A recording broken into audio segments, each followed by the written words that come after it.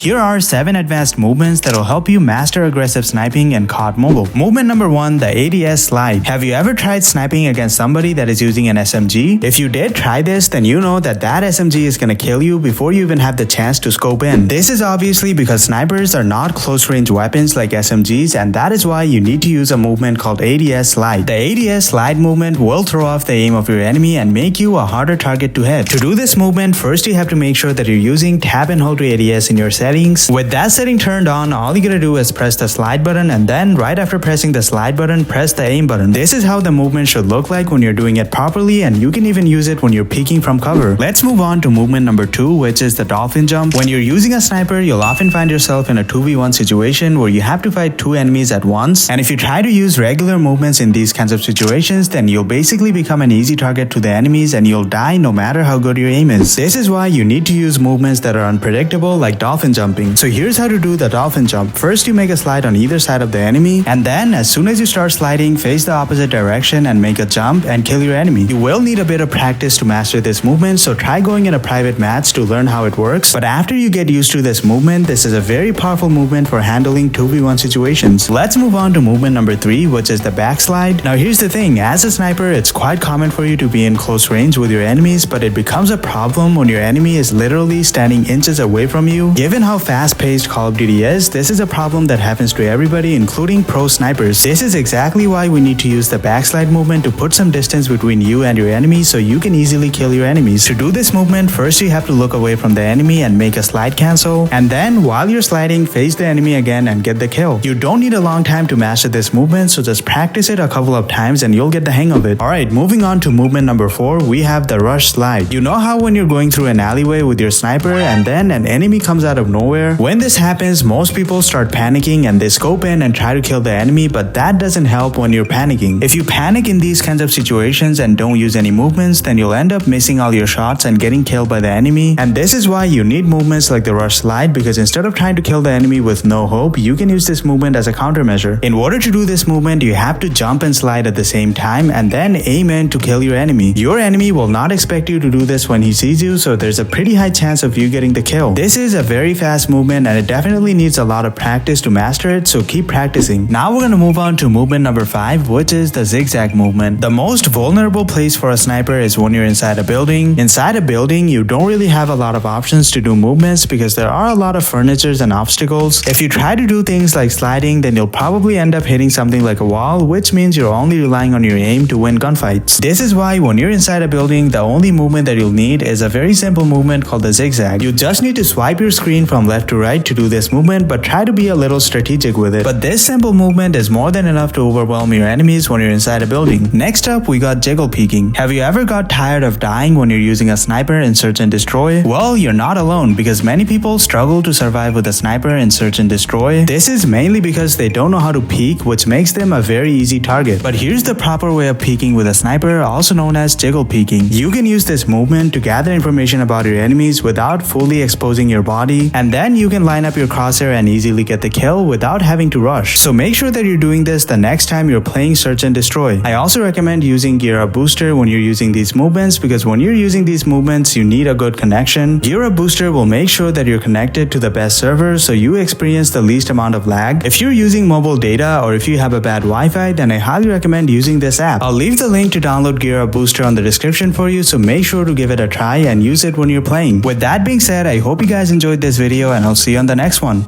Peace out.